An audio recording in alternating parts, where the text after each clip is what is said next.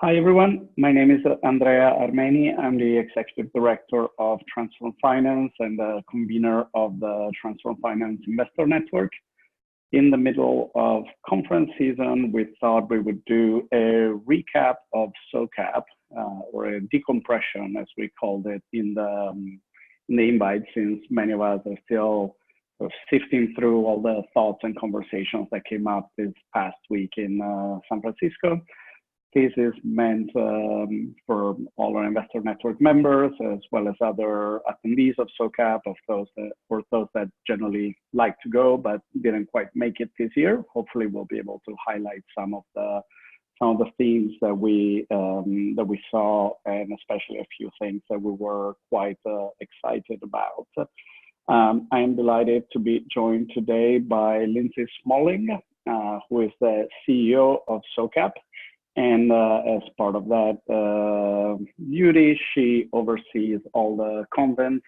And many of the names that I've seen among the attendees probably have been in touch with Lindsay in terms of panel sessions, topics, and similar concerns. So thank you, Lindsay, for joining us, as well as for all the ridiculous work that you've been doing over the past year to ensure a successful SOCAP. So very glad that you can be with us just a few days after the madness ended. So kudos to you. Thank you. It's like a wedding. It's like you plan for so long and then it happens and it goes too fast. So I'm glad for the chance to talk about it too. It's a lot of work and then it's all over. Instead of letting you do the honeymoon, then per your metaphor, we're actually going to be, talking about the talking, which makes perfect sense from our end. Great. So thank you, Lindsay.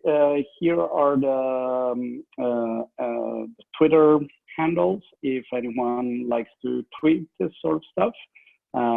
It's Transform Fin for us, SOCAP Markets for SOCAP, and Lindsay Smalling for Lindsay. And it's hashtag SOCAP19 if you want to keep that conversation going.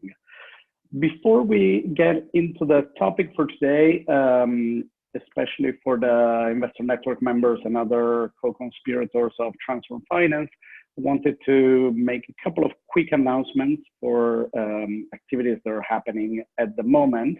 Many of you have heard about our cohort of worker justice organizations that are seeking to advance strategies around capital actors, right? How can worker justice organizations work with capital in ways that go beyond the usual calls for divestment or protesting of capital allocations?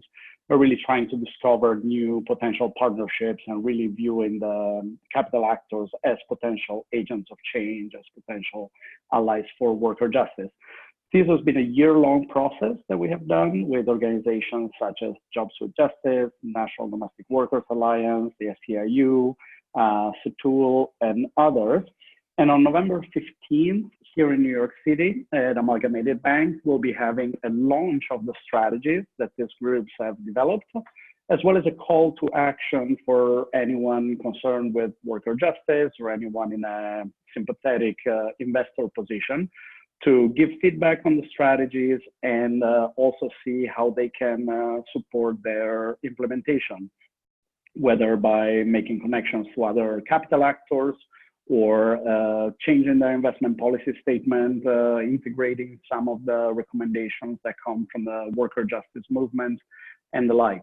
If you're interested in learning more, please reach out to us. You're invited to come to the November 15th launch at Amalgamated Bank here in New York.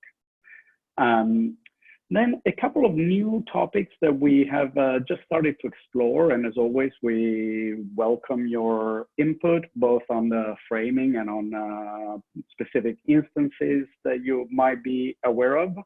There are two new projects, one with Ford, one with Open Society Foundations. One is looking at media equity, the notion of having more investments that, media equity per se is this idea of a more equitable media landscape, all the way to narrative change, that centers voices that are traditionally overlooked by media or focuses on audiences such as communities of color, rural communities, immigrant communities, and the like. And the question is, why don't we see more of that in the context of centering equity generally? And what is it about the investment piece that could be helpful to fostering more companies that are centering the notion of media equity? Is it a problem of kind of a mismatch with the investments that are available, right? A lot of equitable media is not suitable for venture capital type of investments.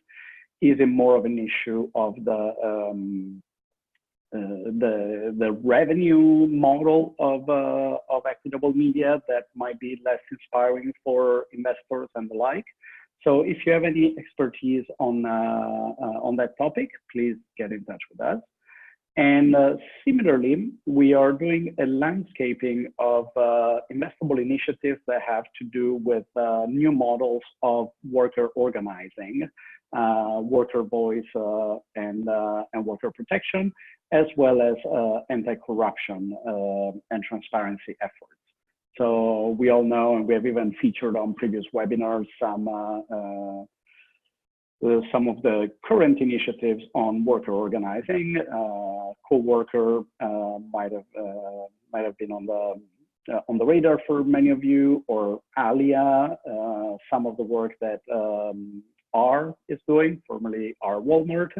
So if that's a topic that you care about, whether it's the media equity piece or the worker organizing and anti-corruption, please do get in touch with us. We'd love to hear your views on that. Now, as we get into the topic of SOCAP 19 and what we heard and what we didn't hear, first, sorry to everyone that sort of passed between the pavilion and Equator Coffee, and I kind of quickly waved, but I didn't manage to have a proper conversation with.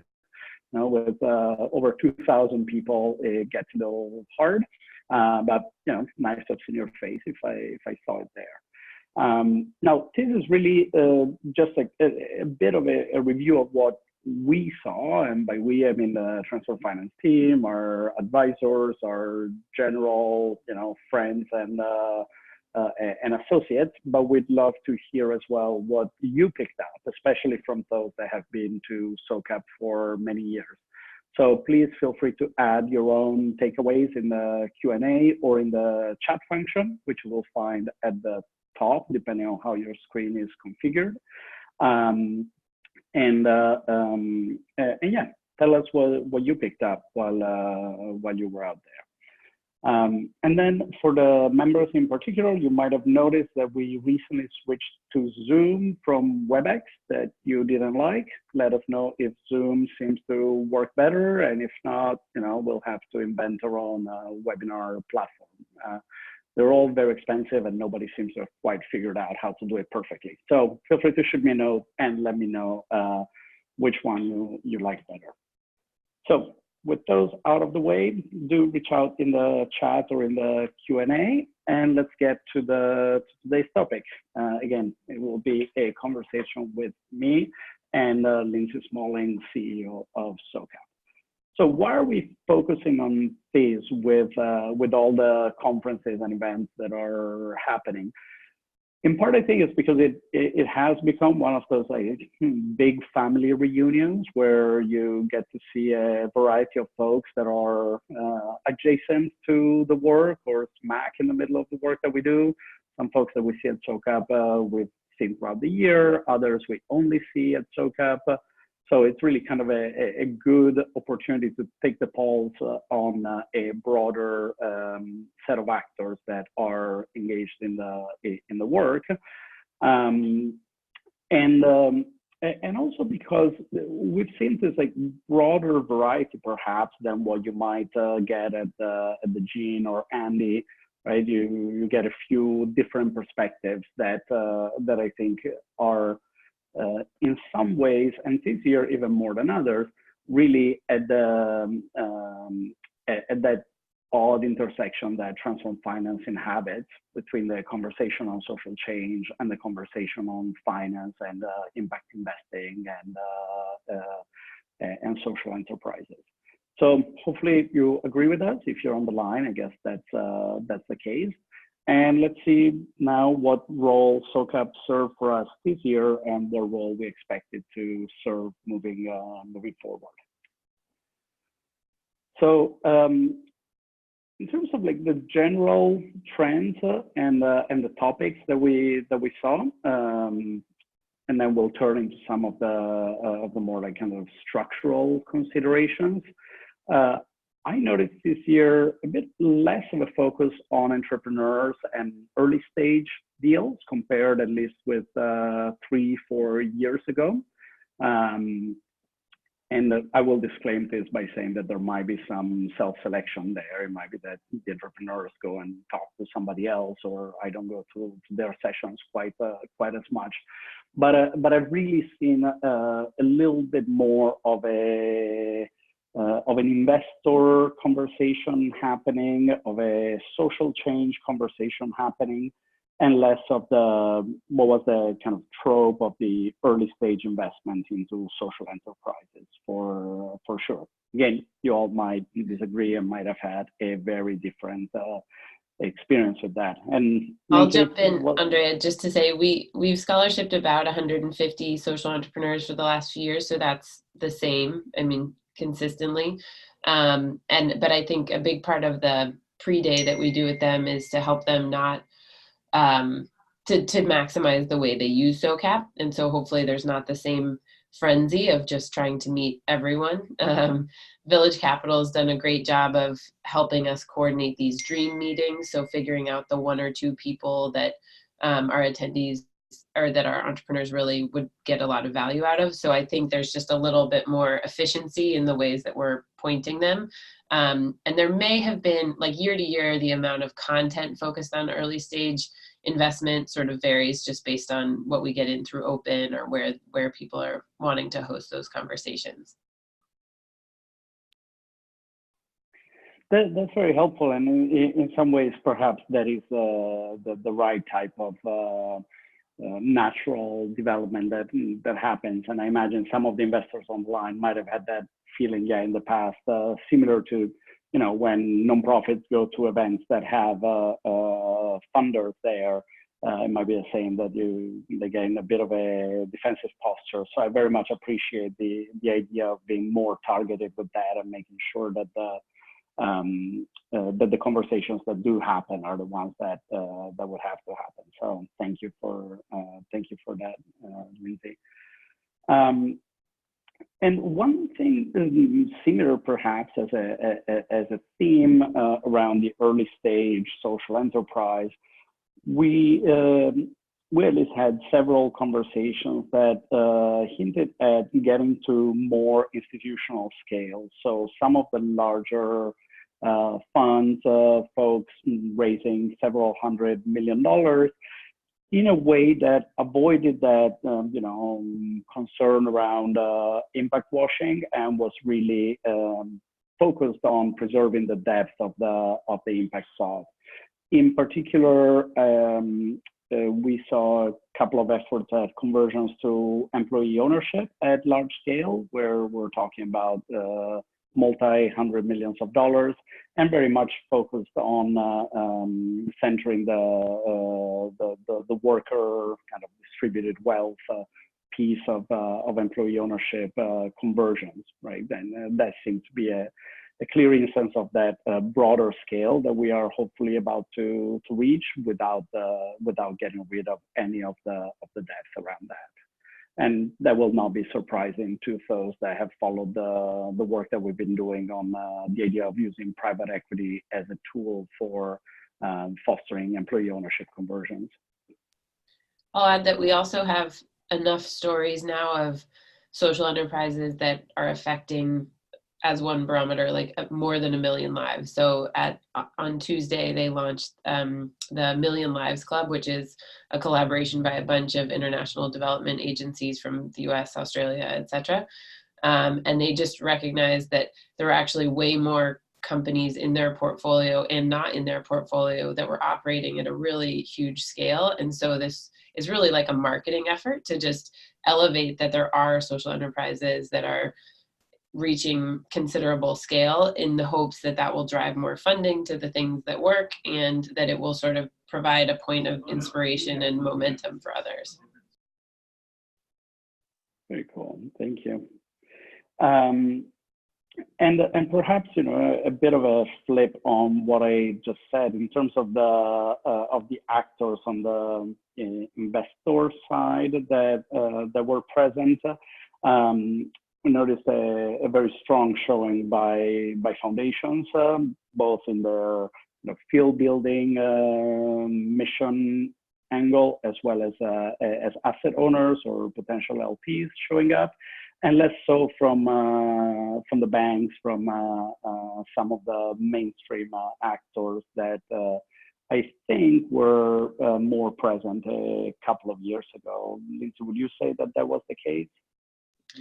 Yeah, we've been really grateful to receive some relatively large support from the Kellogg Foundation for the racial equity programming, and then support from MacArthur this year around catalytic capital. So SOCAP's always been really careful to make sure that none of it is pay to play, but there's also areas where developing new networks of speakers and attendees requires sort of more lift from our team. And we're really trying to amplify some of these topics and do a big marketing push around them. So that support as just sort of, the ability for us to really dig into these issues and focus on them. I'm really grateful that some of the foundations have seen that a conference is actually, it's kind of back to your media equity piece. In some ways, those two connect for me, that how do you use your investment dollars or your grant dollars as a foundation to advance your program?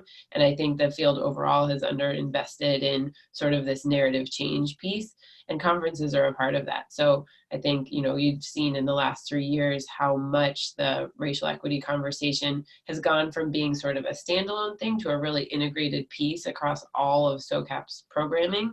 And that's largely because they invested in that. And it's become a conversation at every other conference in this field. And so, that's how we move people in larger ways than a white paper. Very cool. And we will get to that piece around the theory of change and the narrative transformation, certainly a part of it in the latter part of this conversation. Cool. Now, on the mainstream actors and whether they show, whether they don't, it seems like that the framework around fixing capitalism is definitely gaining some momentum. Not saying that just because I was fortunate to participate in a great fireside chat with Shuaib from the Surdna Foundation and from Fran Seegull from the U.S. Impact Investor Alliance on the very topic of the future of capitalism and the role of impact investors. But even on the sidelines, I saw a lot more of this reckoning with are we off in our own little sandbox of progressive different types of investments that will address specific issues in society that need to be addressed as such, right? The historic, traditional, thematic, or sectoral, vertical type of approach, and more thinking about how this impact investing space can really influence the mainstream actors in terms of interfacing with the Business Roundtable announcement and with other efforts around really the reforming, fixing capitalism or the future of capitalism. And I hope that the distinction is kind of clear. What I'm getting at is really that it's one thing to try to solve for a specific problem, say water and sanitation or education, in a way that doesn't per se affect the broader ecosystem of finance, right? Where you would succeed if what you achieve is, water, sanitation, and education, versus say, no, what we're doing actually serves as a as a proof of concept for what a more just financial system could look like. And therefore, the theory of change there for our work is around not just solving for the specific issue, but really finding a way in which we can influence back to that narrative change, as well as a policy change and institutional change, where we can really influence the way in which the next wave of capitalism will be created, right? Will it be based on the learnings that have come out of the impact investing space, or will it be something that comes from the top CEOs that are part of the business roundtable? I mean, I would say both. I think from where we sit, and we've always taken sort of a big tent approach, that in my mind, sort of the purity of impact investing isn't as important as the integrity of it. And so we really understand our role as sort of unlocking the power of markets. And so that, to me, includes these shifts within sort of the broader capitalist system, but it also is alternative forms of markets. And, so I think I've always felt like all of it's really interesting. There's pieces of all of these solutions, whether they're sort of counterculture or innovating from within the existing financial culture, that are all part of just shifting this and really allowing markets to be a powerful driver of positive impact. And I think I've tried to, it is sometimes a little bit of a bridge you have to build to say, how is that conversation relevant to this conversation? And I think a natural urge is often to say, let's separate them so we can go deeper into each. There's lots of settings where you can just focus on the corporate world, or you can just focus on the foundation world, or whatever that is. SOCAP is not those places. SOCAP is where we say there's a messy place in the middle where all these markets meet. And so I think it's all in. Yeah, and I've always appreciated that as an approach, and the focus on the integrity. But I think that still, from the perspective of what is it that we're doing and how will the world look different, there is, and we'll get to that point in a second. There is still a difference in the approach and in the way in which we can reckon with whether we are making progress or not. We're certainly making progress in terms of deploying capital towards the type of goals that we're looking for at the specific thematic area. I saw more interest this year in saying, okay, even if we achieve that, what will it all amount to, right? Will we have done anything in terms of becoming ourselves more mainstream in terms of influencing the current kind of hand-wringing over capitalism writ large?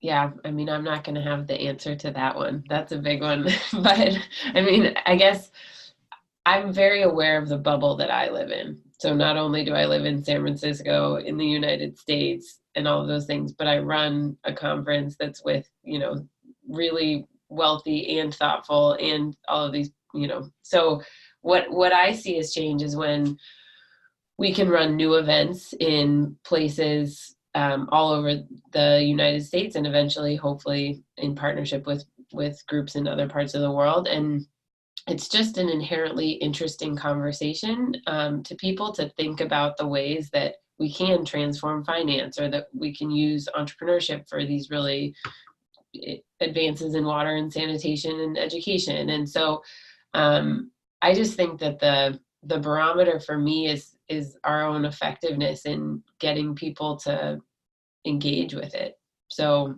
I'm sort of jumping ahead here, but I think it ties right into this, that that the way that big tent concept is evolving for me is that the way we succeeded in this is to transform it into more of a populist movement than a catering to the 1% and getting them to move capital. Very cool. And that again, as an unplanned segue, worked pretty well. One thing that I noticed this year was actually a lot more space being made for the conversations about the alternatives to capitalism and some of the sort of non-mainstream approaches, the native and indigenous perspectives to the role of the economy in a society. Clearly building on the work of Villanueva with Decolonizing Wealth. Decolonizing Wealth. Yeah, so Edgar's great book. And that combined with the Dakota Access Pipeline and with the recognition that there is a lot to be learned from these other approaches, in particular from the ones that have been at the front lines of or bearing the brunt of the damage that came from a traditional capital system. I don't know, Lindsay, if that was intentional on the part of SOCAP or if it was something that sort of emerged organically. Well, I think there are conversations. I'm always becoming aware of blind spots. And so a couple of years ago, actually immediately in the wake of the Dakota Standing Rock and the Dakota Access Pipeline protests, some indigenous leaders came to SOCAP and sort of insisted that we do a land acknowledgement. And, where we are at Fort Mason is, across from Alcatraz is Ohlone territory and has a really rich indigenous tradition that is often overshadowed by the military tradition that's there at Fort Mason, because that's still like very present in the buildings and everything. And so I said, yeah, of course, like let's make sure we do that. And we've done a land acknowledgement every year since. And then just through engaging in that conversation, I became much more aware of the ways that the Native community has this sort of renaissance of like entrepreneurship and different investment models. And there's some just really fascinating conversations that have then also been in opportunity zones, that a lot of those are in Native territories. And so there's just, I don't know, I always am also aware of like, once you have a green car, it seems like everyone else has a green car, like once I started noticing it, it felt like, gosh, there's so much interesting conversation. We actually, I don't know how many people here listen to our podcast, Money and Meaning, but the 2 episodes ago, we did an interview with Crystal Echohawk from Illuminative, which was a big narrative change project around indigenous communities, and then Nick Tilson of NDN Collective. And so I have to admit that a lot of the sort of new things at SOCAP are just my pet projects, where I'm sort of like, this is really interesting, and I have this platform where I can elevate it, and usually other people think it's interesting too. Sometimes we miss the mark, but so it's organic, but it's also intentional. Excellent.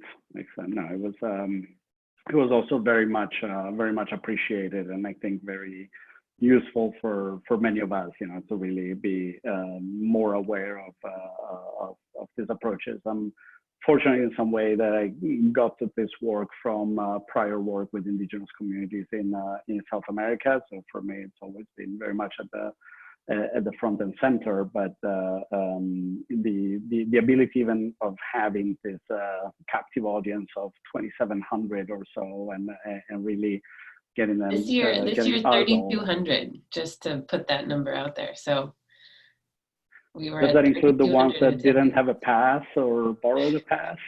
Yeah, so even more when you count the people who didn't have a pass. That was people who had a pass. Nice. And more broadly, I think I saw a lot of topics that were on the agenda itself, as well as in the side conversations, that were per se really not about capital, right? It's no longer just an insular conversation about finance, about deals, or even about enterprise, but there were very deep conversations about power. There were workshops about power dynamics, how we show up with the privilege that Lindsay acknowledged earlier, as folks that can go to this sort of this conference. A workshop on racialized language that goes very much beyond just the investment space. And I think there's an important reckoning, again, perhaps from the transform finance perspective, one that could not have come any sooner. But the idea that, the world of capital and even the world of impact investing doesn't exist out there in isolation, but it's really part of the society that we live in, with all the issues of militarization, of police violence, of racial inequity, the wealth gap, right? All things that, while they clearly have a finance angle, are not just confined to the space of finance. And if we think about it in a way, it can help us more broadly beyond our work, but really in almost in the daily life. Yeah, I mean, I guess, again, it's the fortunate position that I'm in, that we have so much content and so much space. And so we have the ability to stray a little farther into these other topics that are hugely relevant. Like, we can't be having the conversations we're having without a deeper conversation about power.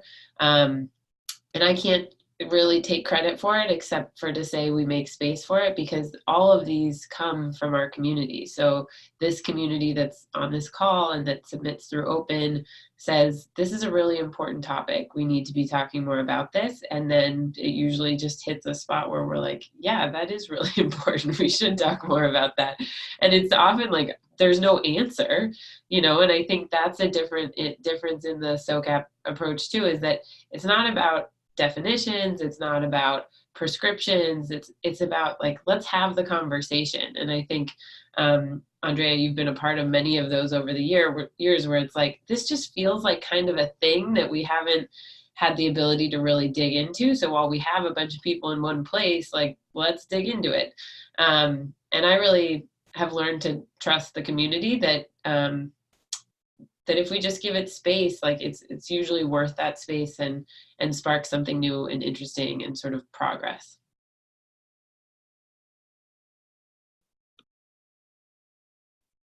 Yeah, let me stay on that for a second, because I don't know if I put it on a different slide, but maybe we'll dig more into it in terms of the broader mega questions for you after, Lindsay. There seemed to be more this year than in years past, in part because of your efforts at bringing this conversation of power to the center.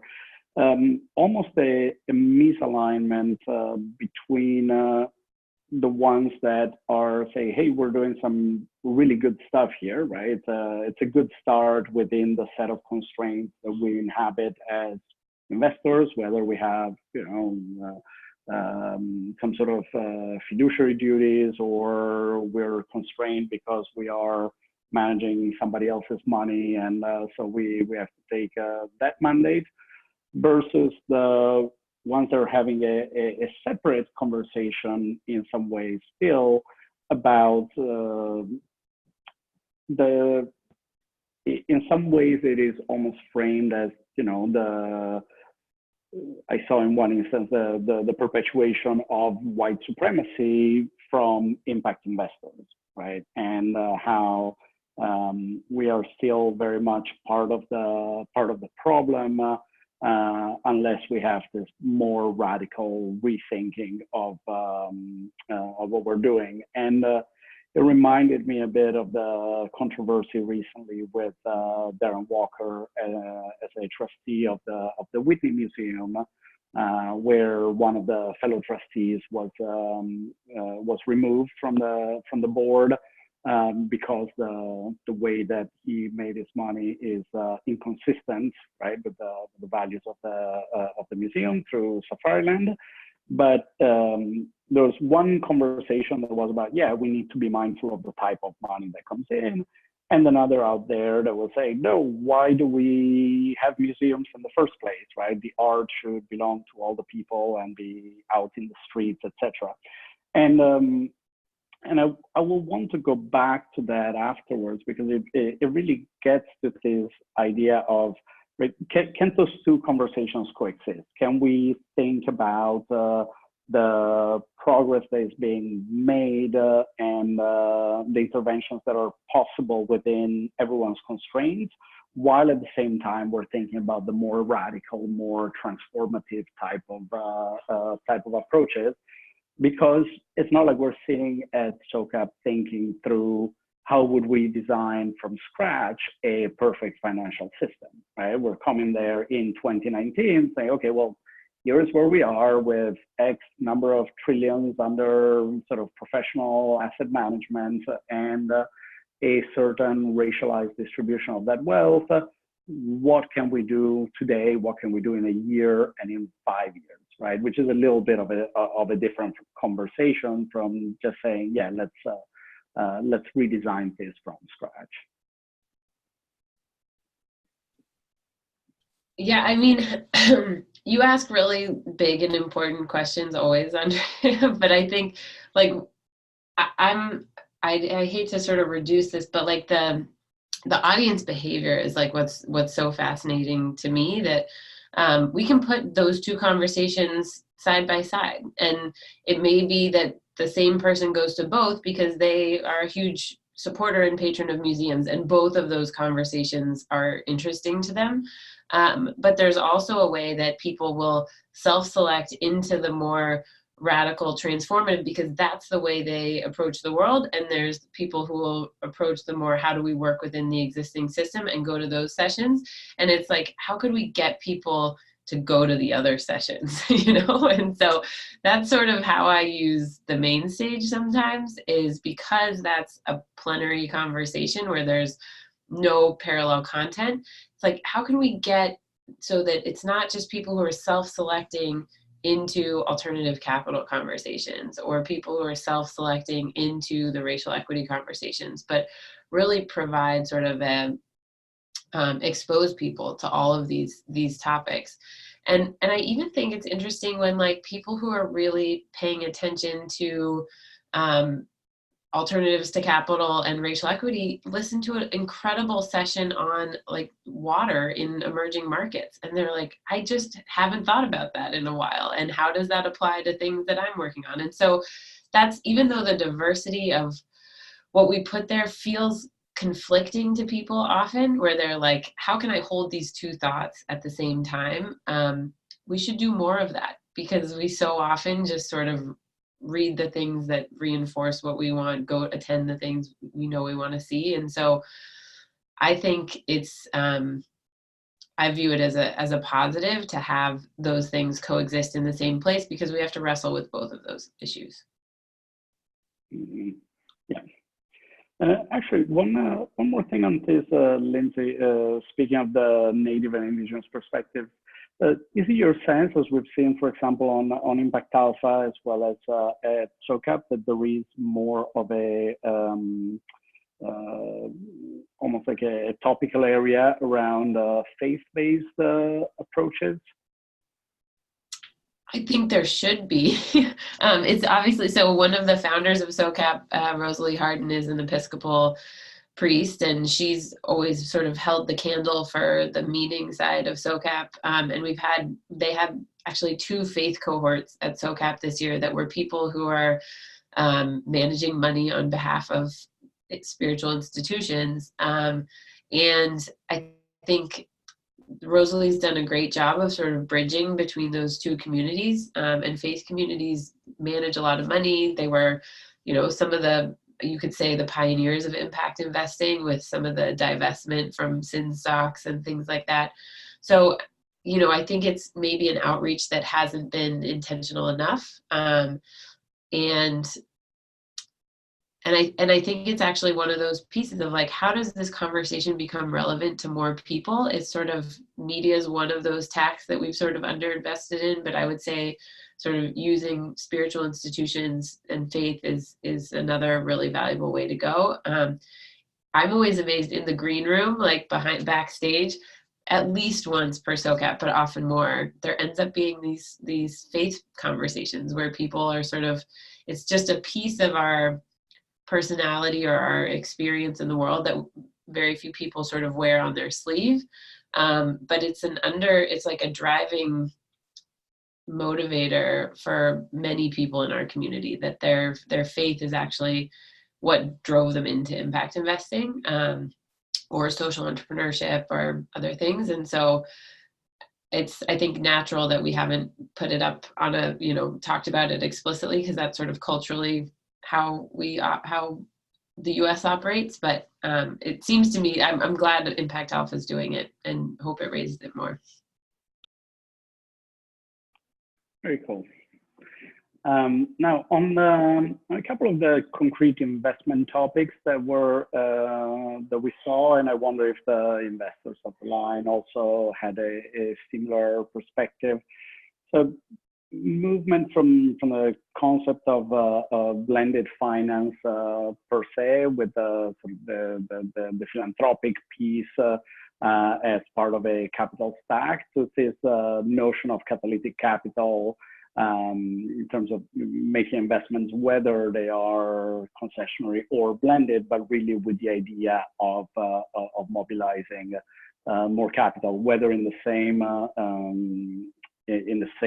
type of vehicle as has historically been the case for blended finance, or really recognizing that it's not just about that vehicle, but you can catalyze somebody to replicate the fund or the approach that you're doing, right? That the success will not be, did I manage to leverage my my X amount of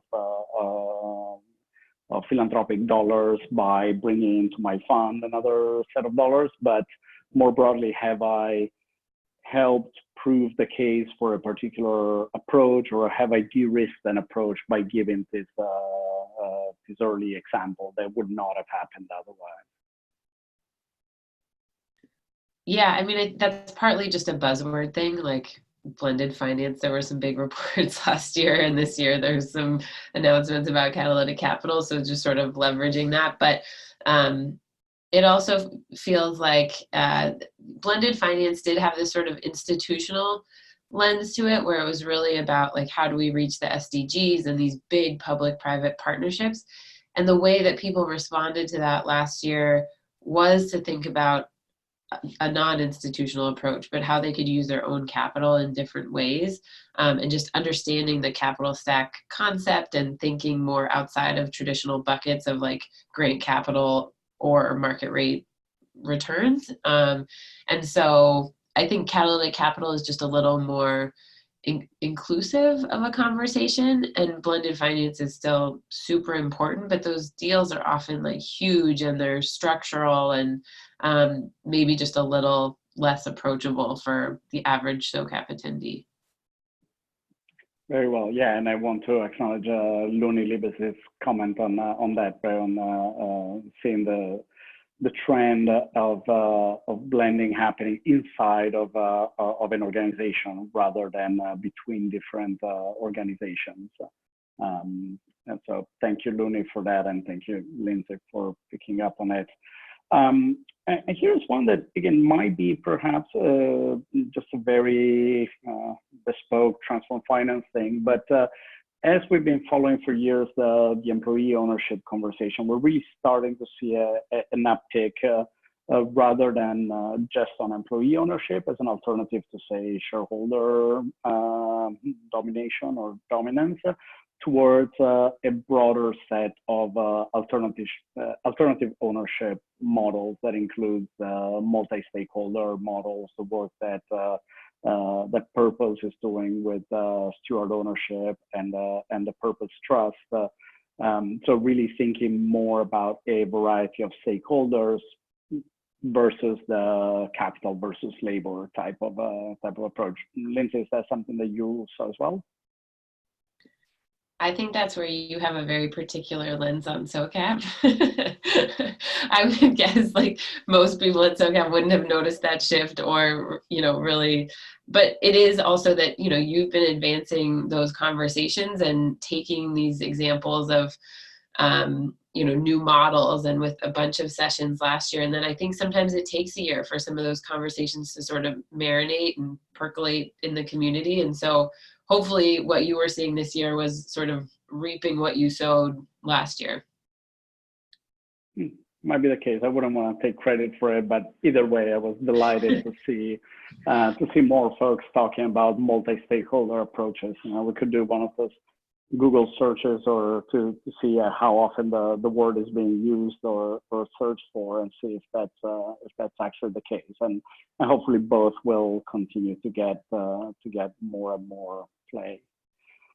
Now, on the things that we did not hear about that I expected, and David Bank from ImpactAlpha explicitly called out the lack of emphasis on the fact that we are a year away from elections and that we live in a very peculiar political environment. So there was not a lot around that on the interface between between the community that we inhabit and the broader political universe, or how a lot of the change that we're seeking is fundamentally change that could happen through political channels, but it's not happening through political channels. And maybe that's why we're doubling down on the kind of investment or sort of private sector type of approach. We also didn't see too much on policy levers. And the role that policy has played, like for example, going back to employee ownership, right? The Main Street Employee Ownership Act last year through Senator Gillibrand and others, some of the local municipal level policies that are very much advancing the type of considerations that we care about. I didn't see that as a big part of the conversation, and I thought, in the case of politics and the elections last year, I was fortunate to share the stage with Kat Taylor, whose husband this year, Tom Steyer, is running for president as a Democratic potential nominee, right? And they, as a family, clearly have this intersection between sort of a social justice, the approach to finance, and the also centering the need for the political aspect of it. Lindsay, I don't know if that was your perspective or if anyone else on the line has seen more of that nexus of the work with the political aspect. I think that's totally fair that we didn't have much of that this year, and I think I just feel sort of flummoxed by politics in general right now. And one thing that's kind of interesting, that was a reflection from a year ago, was that with the US Alliance, Fran took that job right as the election was happening and anticipated that it would be Hillary Clinton in office, and that was going to be a windfall for impact investing, and that it was all going to be great. And then presented with a Trump presidency, it's actually been like a remarkable policy environment, and a ton of interesting, legislation, opportunity zones being the sort of headline of them, has been passed under this administration. And so also some of the OPIC related stuff, and it's just been, I think, a surprise. And so there's maybe this way that it's non-correlated, like who's in office and what you're able to get passed at a policy level. You would think that sounds silly even to me saying that, but it's an area that I feel less informed on. So if anyone on this call wants to school me on that, please do. I think, I put policy conversations on the stage when they're presented to me, and this year they just weren't as much, and it may just be because of political turmoil. Yeah, and that in itself is an interesting data point. Going back to your comment earlier about the about the fact that a lot of the content is ultimately informed by what folks are asking for, right? That there was not more of a request for that type of conversation.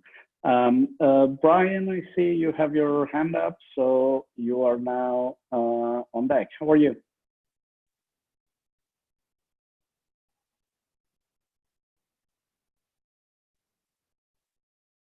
Brian, you are unmuted, so we should be able to hear you.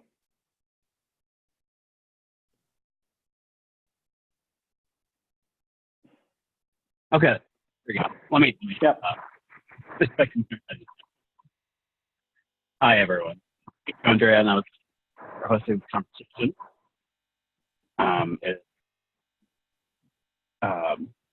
Very easily, maybe, and what's going on in our field. I just wanted to comment that one of the things that I was not there. One of the things that I'm seeing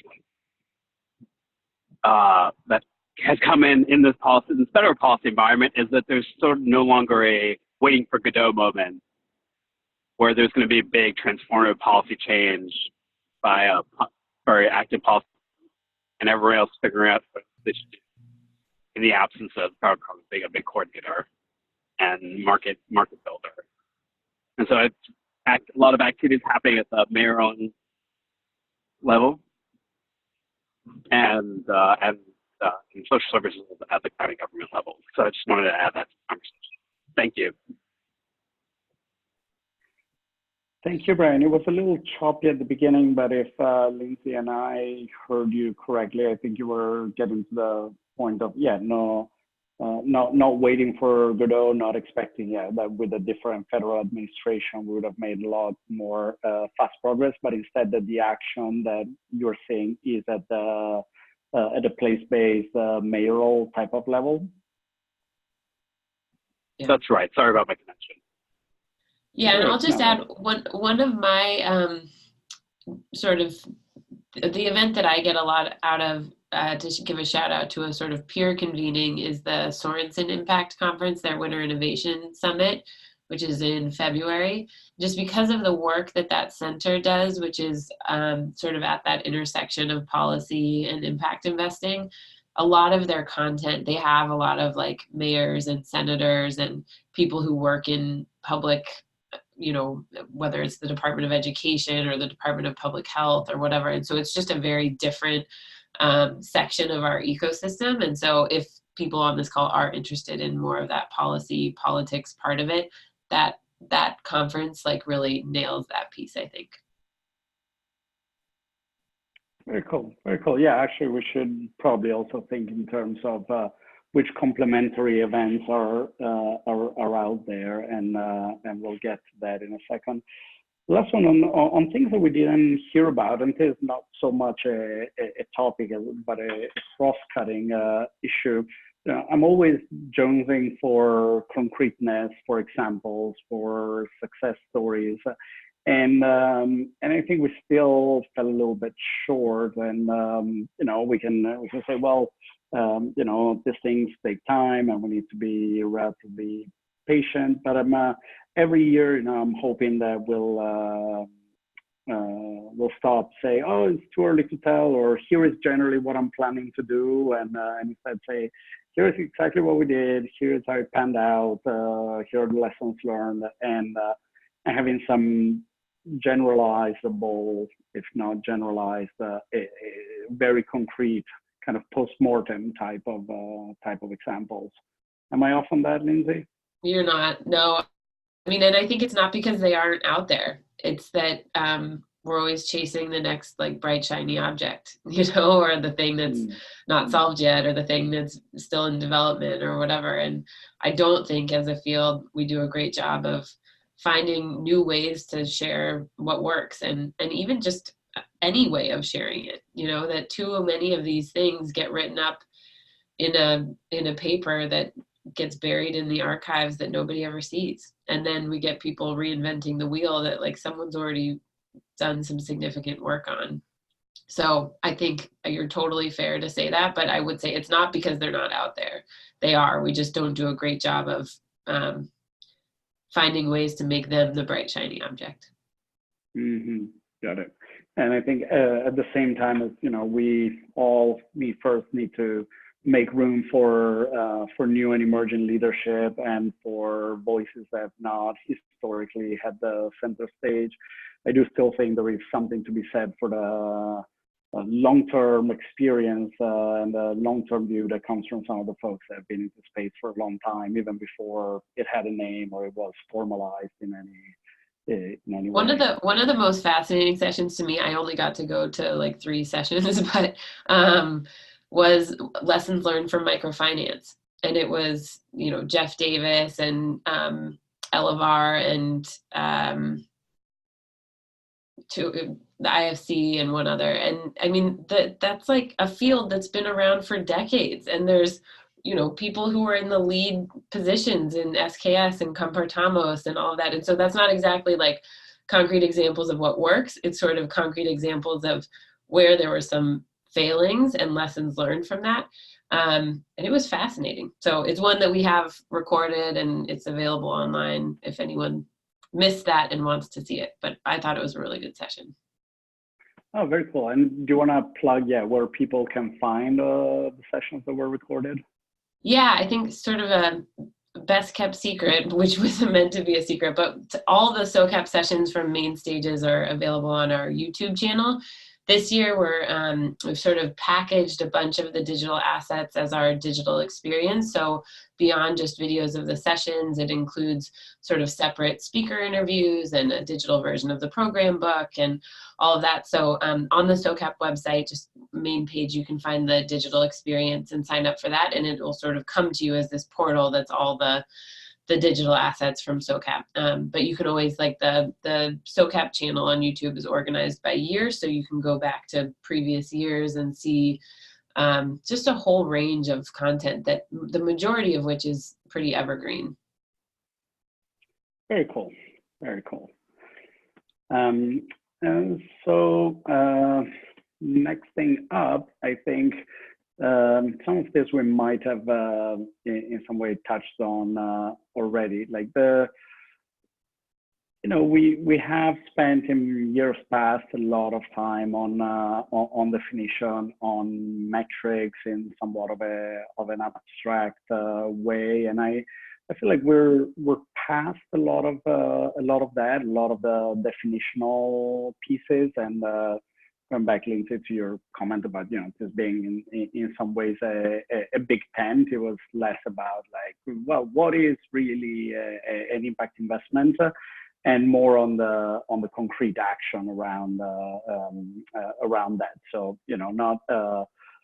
not so much the abstract soul searching or turf establishment around who is in and who is out, but more like, well, here is what we are doing, and hopefully that will resolve soon enough. And yet those proofs of concept or the case studies on who did what as opposed to who talked about what.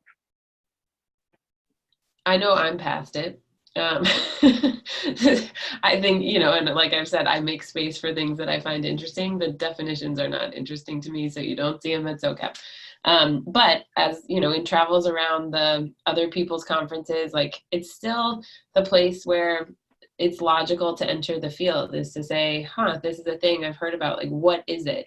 And so I want to make sure that as we have a real mission to be more inclusive and accessible and really spreading this to new people, we're going to have to continue to answer that question of what is impact investing. And I think just not the hand-wringing part of it, so to make it sort of like, look, here's basically what it is. Don't just start doing it. Don't fret about like mincing words or definitions or whatever.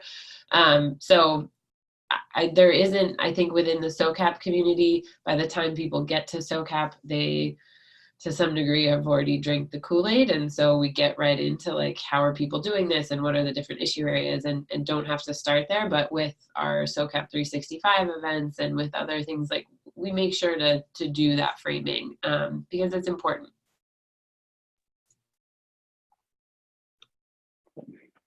And so yeah, this in some way goes back to the earlier point about the split conversations, right, or the action within the current system versus deep reformation or transformation of the system. Is it still helpful to have this as joined conversations? And I got the sense from you, Lindsay, that yes, it is, if it leads to some sort of cross-pollination where folks from more mainstream approaches end up, going into a session that leads them to think more broadly. But I would posit that perhaps it also leads to a bit of that talking past each other, where or folks who don't really disagree on too many things end up down a rabbit hole of just not understanding that we are talking about two different things. One is capital deployment in the context of where we are today, and another thing is, this ideal version of a financial system that we are aspiring to. And I mean, it's a tension perhaps that transform finance feels more than others, right? Because our ultimate goal is really towards that social justice approach, towards a deep structural transformation of the capital system. But it becomes instantiated in the day-to-day, funds, let's say, or day-to-day deployment of capital. So I was in a few conversations this year where, on the one hand, we're talking about, I don't know, a private equity fund that is trying to do something really quite remarkable, interesting, edgy, and undoubtedly impactful. And then, a bomb gets thrown in the middle of the conversation of, this perpetuates the fact that the fund managers will be compensated, or the returns will go to the investors who held the assets in the first place. Both of which are very valid conversations, and both of which are very much at the core of what I try to work on day in and day out. But I feel like a segmenting of the two can be helpful, or at least a clarification in terms of like, okay, are we now talking about what we can do today and next week, or are we talking about what we would like it to be in terms of the broader transformation? And of course, there is a link between the two, right? Because what we do today and this week will inform the longer term vision. But if we're having a conversation around, I don't know, how to tie fund manager compensation to impact, which is an interesting and worthwhile conversation, saying, well, fund managers should not be compensated in the first place, we should nationalize fund management, right, ends up kind of getting us into a completely different track. Yeah, I mean, I guess I've realized that we're the big tent. We're not going to parse those, and that's why transform finance exists. And that's why that's why the gin exists. That's why, each player in this ecosystem has a role. And I think there's a role to go deep on something, to shape it, to like really follow the thread all the way to the end. And then there's SOCAP, like we're just not, I've just made my peace with that like we're the place where you smash things up and make it really messy and introduce new ideas and then hope that someone follows them through.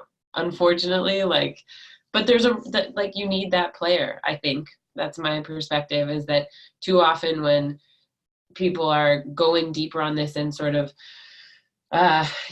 really putting the case out there for no carry to fund managers or whatever, like you get blinders and you end up in this little silo where you're talking to yourself and you're talking to the 5 other people who agree with you.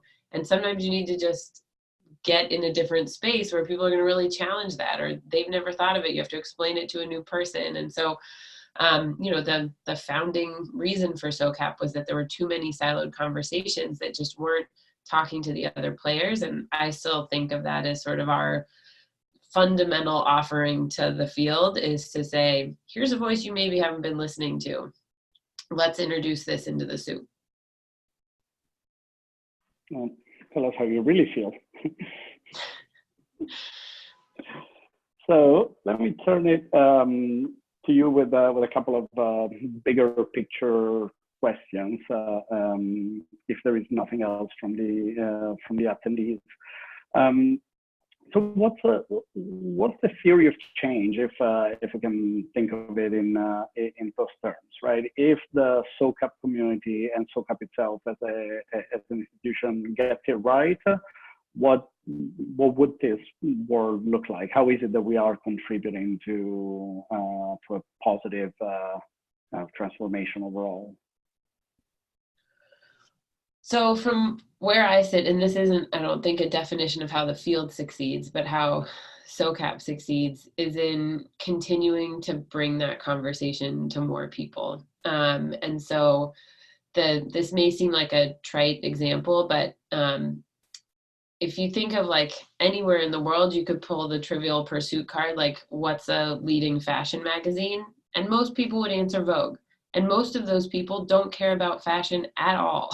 And they like don't, pay attention to where their clothes are bought. But Vogue has established this very accessible, very widely known.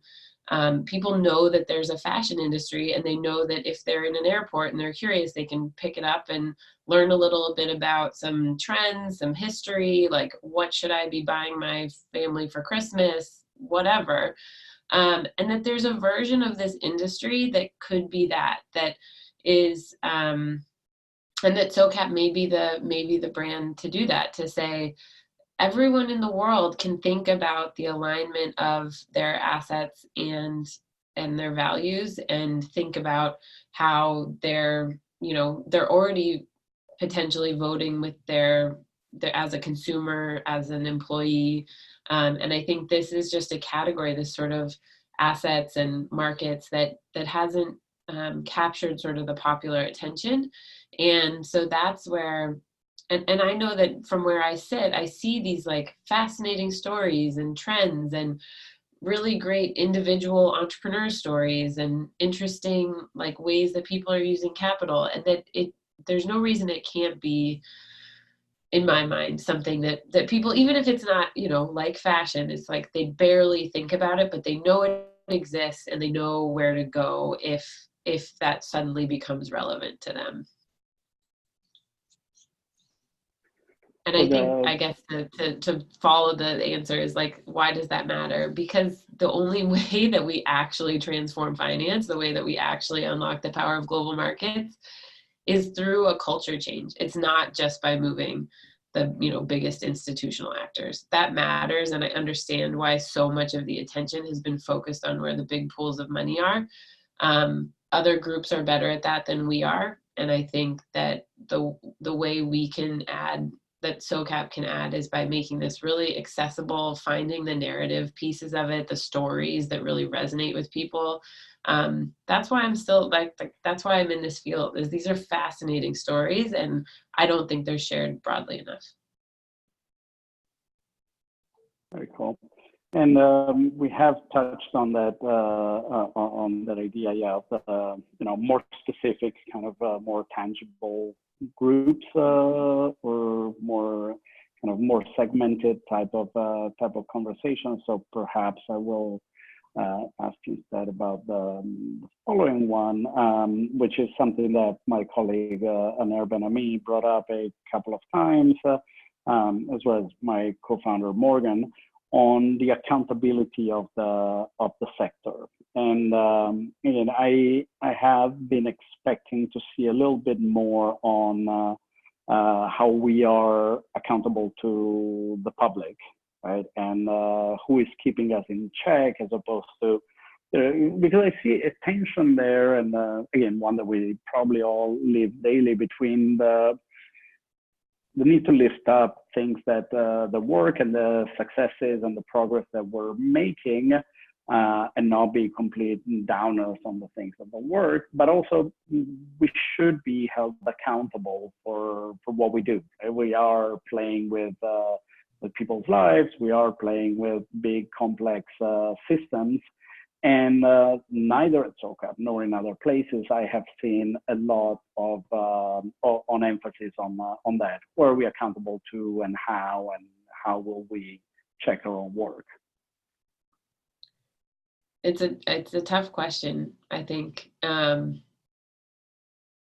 mean, I'm accountable in ways that, people are finding value out of the conference, but in a larger way, I think the work that each of you do is much more like where the rubber hits the road than what we do. We're sort of at a different layer of it. And so I think, the ways that different actors in this community are really holding themselves accountable through impact measurement, through getting all the way down to the stakeholders, through decolonizing, like understanding where a top-down approach doesn't work and it really needs to be bottom-up, examining the ways that they are perpetuating certain systems. Like I see, those all to me are indicators of sort of a self-accountability. They're not distributed across the industry evenly, but I think our role is to elevate where that's happening. We've had sessions on the managers that do get compensated by their impact returns, because that's a kind of radical idea, but people are doing it. And by putting it out there, a few others will say, like, you know what, I believe in that and I'm going to do that. So I think where there's these examples of great self-accountability, we're trying to elevate those. And then on a broader scale, I don't know. Yeah, and by all means, I wasn't getting at your accountability or SOCAP's accountability. It was more in terms of the space that is created, or even the topics that come up. Right, it didn't seem through SOCAP Open or otherwise like it is one that is still being centered with this notion of self-accountability or sectoral accountability that perhaps will start happening more. I think when Anand Giridharadas spoke last year, that was definitely getting at that point, right? What the hell are you all doing, and who told you to do it? But in terms of best practices for being accountable, I think there was a couple of sessions, say, around the involvement of activists and movement leaders in things such as the prison divestment or move your money type of efforts. But I haven't seen it more broadly as a question that people are asking themselves in public or openly. Maybe it's more like a sort of behind the scenes effort, but hopefully next year that will become more of a topic. Yeah, well, and like I said, put it in through SOCAP Open, suggest these things, because there's always, that's how the field evolves, is like sort of these leading ideas, and then we give them more space, and then more people are like, I was having that same idea. So many of these things we think we're the only ones that are working on it or thinking about it, and this is a chance to elevate those, and it's amazing what a magnet that creates. Very cool.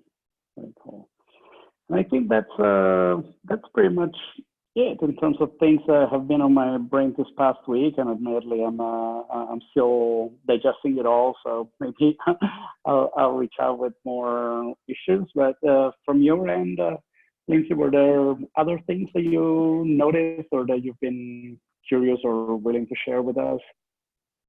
No, I think Brian had asked a few other questions in the Q&A that in my mind sort of fit together, that are sort of like, how could the folks on this call support what success would look like? And the nail that I'm hammering right now is this accessibility and storytelling, and I think getting more of these stories out. So whether using our platform as a way to just reach a bigger audience, but that, all of the stories that are sort of the coolest thing you're working on, or the thing that works, or the thing that's really tough to figure out right now, let's talk about those more and share them, that it's not just in October at SOCAP, that it's year round, and we're trying to build out more channels to do that through the podcast, through some of our year round 365 events, and through our blog. And so just know that that's like sort of our orientation, is that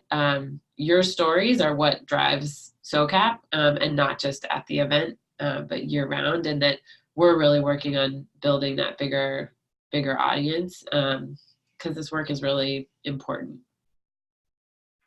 Got it. And I should say I was unable to open the Q&A box, so my apologies if I've ignored questions there. If there was anything that you saw, Lindsay, that you want to share, I was not able to see them.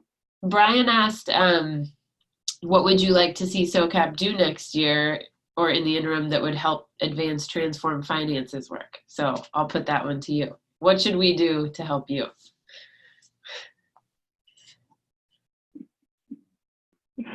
What should SOCAP do to help us? Well, I think you've always been very generous with providing a good forum and a good platform for many of the topics. And through SOCAP, we've come across a lot of great co-conspirators. We have seen excellent examples.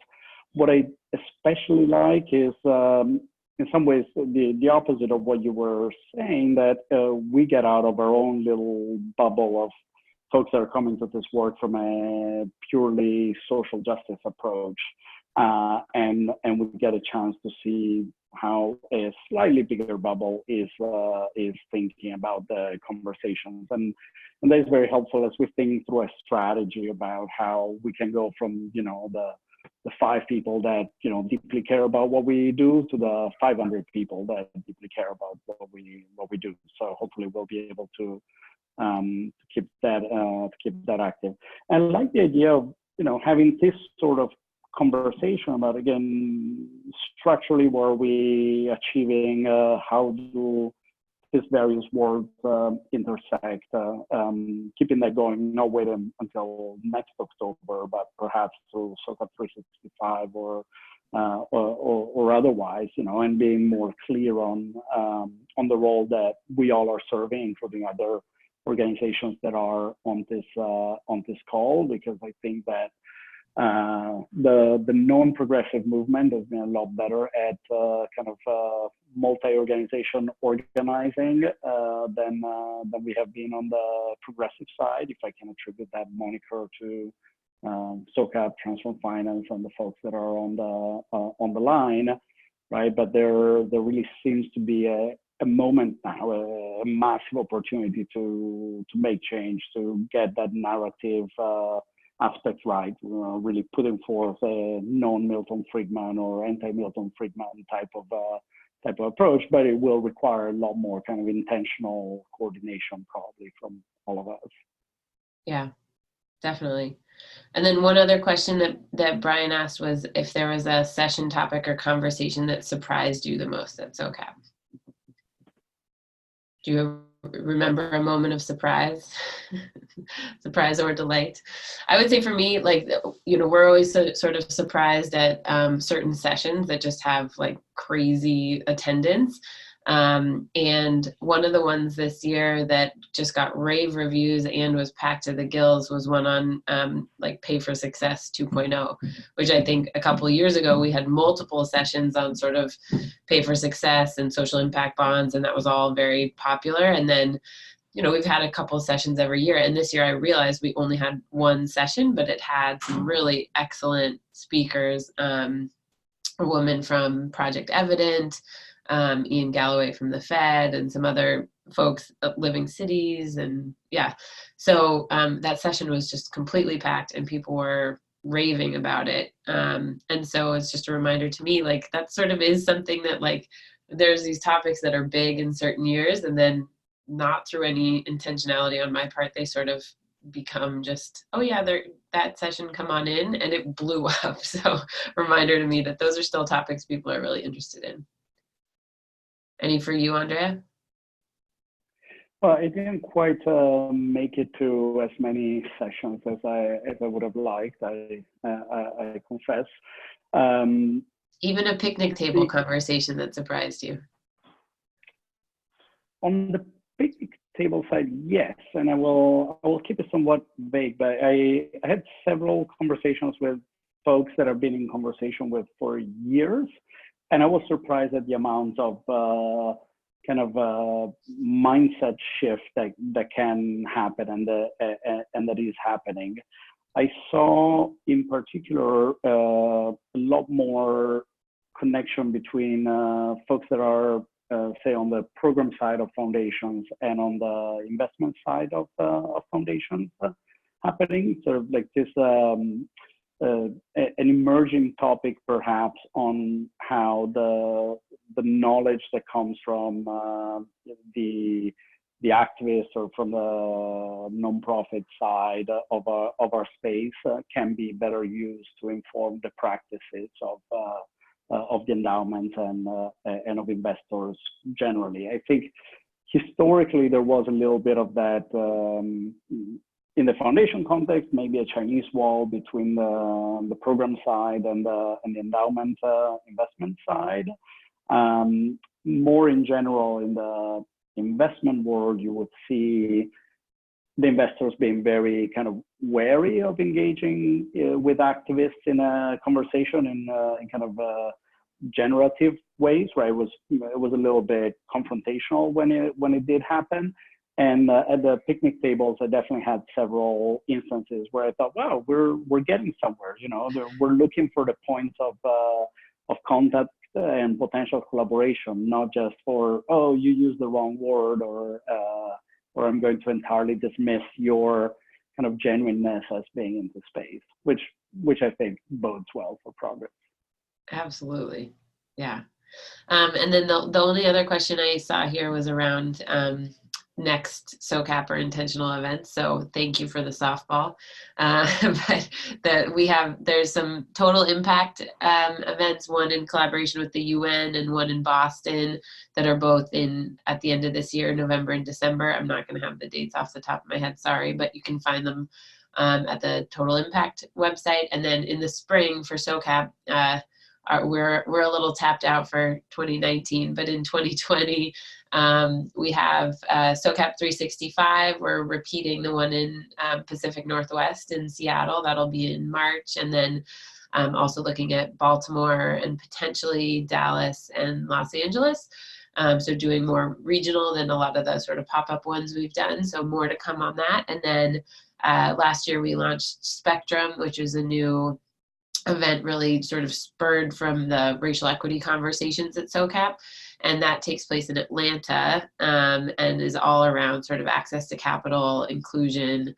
And that will be in June again in Atlanta. So all of that stuff, if people are interested, you probably already get the SOCAP newsletter, but those are sort of upcoming events for us, and would love to see all of the folks on this call there.